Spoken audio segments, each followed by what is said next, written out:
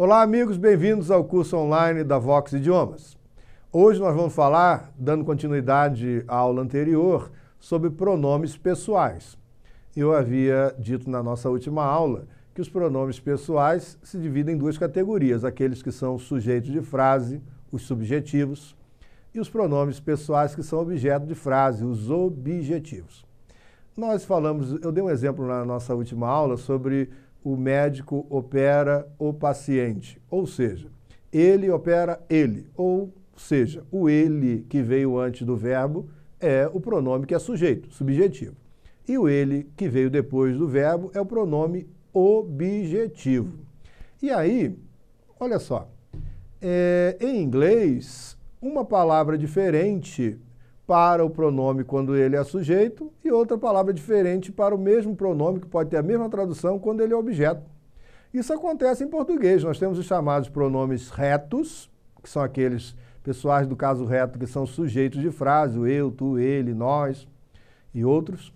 E os pronomes que são oblíquos na língua portuguesa, né, e que servem como objeto de frase, como o me, mim, né, aqueles pronomes que vêm depois do sujeito. Ele entregou isso a mim, ele entregou para ele, esse pronome, por exemplo, em português, ele serve ora como sujeito, ora como objeto. Mas em inglês você deve prestar bem atenção para saber aonde você vai usar o pronome subjetivo, que é aquele que nós vimos na última aula antes de um verbo, e o pronome objetivo que virá depois de um verbo.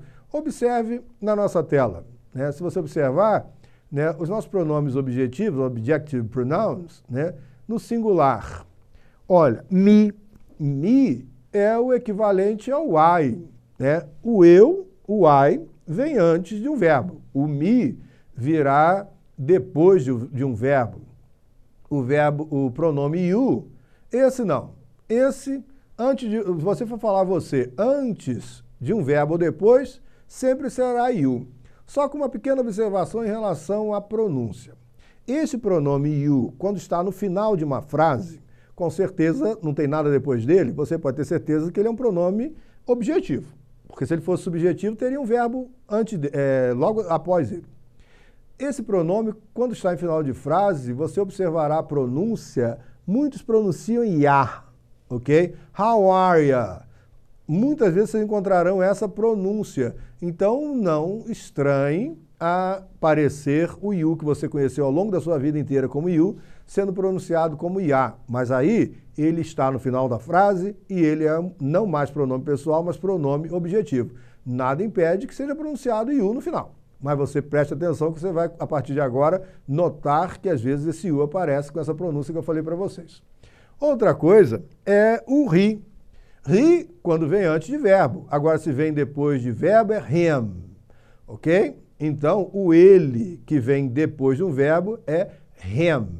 O ela, que no nosso pronome pessoal é she, quando vem depois de um verbo, é her. Ok? O nosso it, né? Esse nosso it, ele continua it também. It antes, it depois. Agora, no plural, nós aprendemos que nós em inglês é we. Todavia, o nós que vem depois de um verbo é us.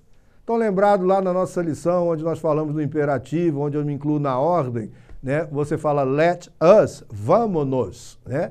Esse us aí, você não vai let we, vamos nós. Em português as pessoas até falam os troços desses, mas em inglês não, ok? O you ali nós já vimos. E o they, aquele nosso eles, elas, né, no caso reto, ou seja, quando o sujeito, quando se tornam pronomes objetivos, não é mais they, é them. Eles ou elas, só que o que vem depois de verbo. Então, se o pronome vem antes do verbo, será o I, you, he, she, it, we, you ou they. Se o pronome vem depois de um verbo, ou será me, you, him, her, it, us ou them, ok? Então, não se esqueçam, né, disso, porque isso é importantíssimo para você falar uma língua corretamente. Então, você não pode confundir o ele, que vem antes, he, com o ele que vem depois, him. você não pode confundir o ela, que é she, que vem antes do verbo, com o ela, que vem depois do verbo, que é her. Isso vai ser muito importante para você evoluir na língua e falar com certa fluência. Então, pessoal, espero que vocês tenham entendido a nossa aula de hoje, né? Retorne a esse vídeo, veja com calma, consulte o material impresso no nosso site para que você possa entender mais ainda do que foi dito aqui e até a próxima aula do nosso curso online da Vox Idiomas.